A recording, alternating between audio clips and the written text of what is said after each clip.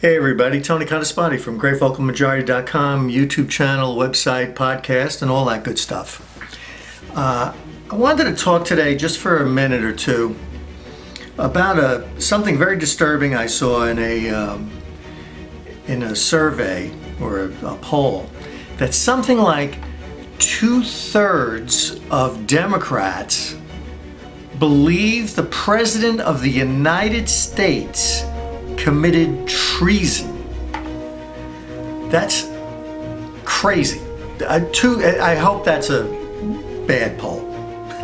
Let me just say that from the start.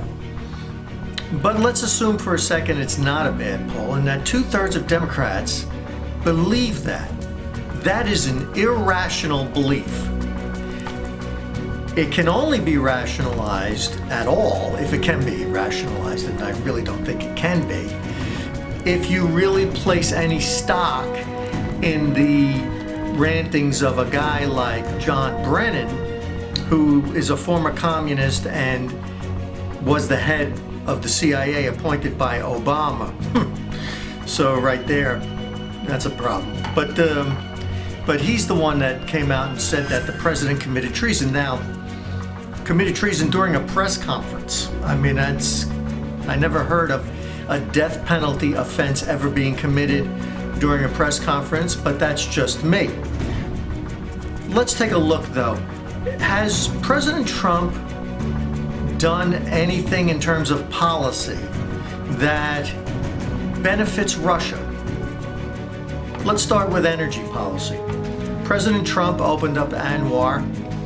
He deregulated the coal industry and he's opened up offshore drilling, and states can now decide whether they want that or not. But he's basically opened up the United States to all kinds of drilling for oil and gas. Does that help or hurt Russia? I think it's fair to say that it hurts Russia, because Russia is a country that basically, without oil and gas exports, is nothing. They don't have anything else to sell. So you can't say he's helping Russia with energy policy. Now, I will tell you this, it's always been shown in the past that countries like Russia and some of the Middle Eastern countries fund environmental groups in the United States in order to depress our own ability to get after oil, coal, and natural gas. So would you say that if you're an environmentalist, you are serving the interests of Russia? Well, you probably don't think you are, but you are. They're actually encouraging it, environmental movements in the United States. Why? Because they know if the United States doesn't fully take advantage of our resources in terms of energy, it will put upward pressure on energy prices, and that will help who? Russia. Oh, by the way, it also helps Iran. So, energy policy, not a help to Russia. What about the policy that the United States has when it comes to Ukraine? Now, Vladimir Putin, he invaded and annexed the Crimea, and he also invaded eastern Ukraine under the Obama administration. Under the Bush administration, Vladimir Putin invaded the country Georgia. Took about 1/3 of that country's territory away. And neither Bush nor Obama really reacted in any significant way to that. In fact, Barack Obama didn't arm Ukrainians. Instead, he sent them blankets and socks. Now, that's nice of him, but it doesn't help repel the Russian invasion. What did Trump do? Did Trump continue to send blankets and socks? Well, I don't know. Maybe he did. But you know what else he sent? Tank-killing missiles. And, you know, if Russia's going to invade, guess how they're going to do it? They're going to roll tanks. And so, do you think Vladimir Putin was happy about that?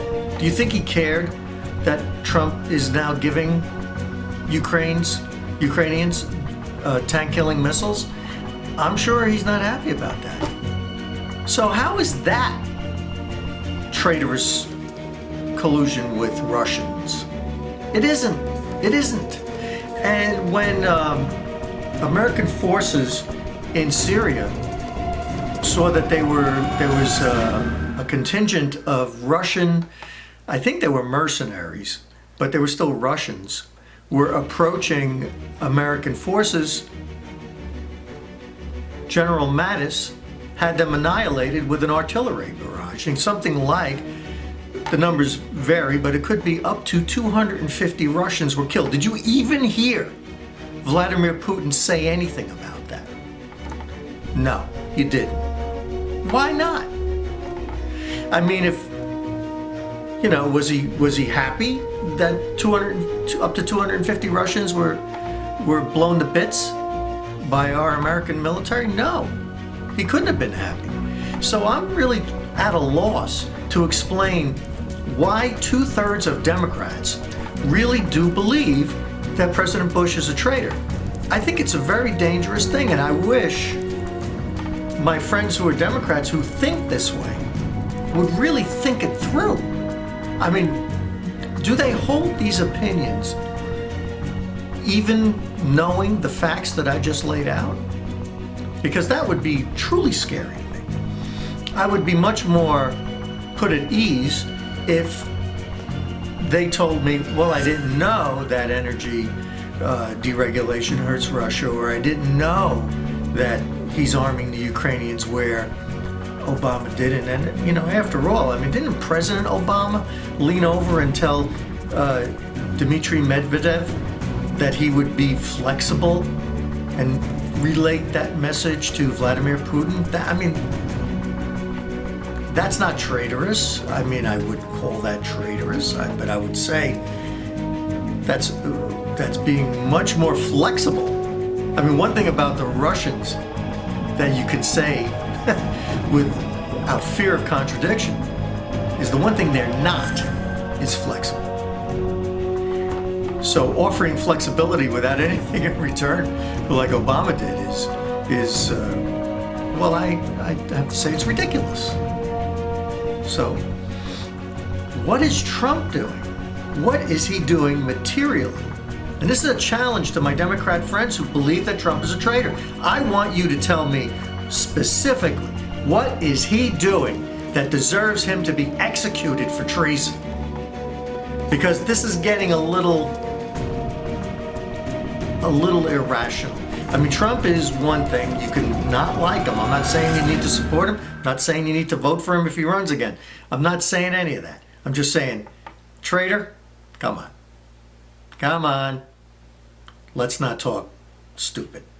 That's it for me. I'm Tony Codispoti. Thanks for watching.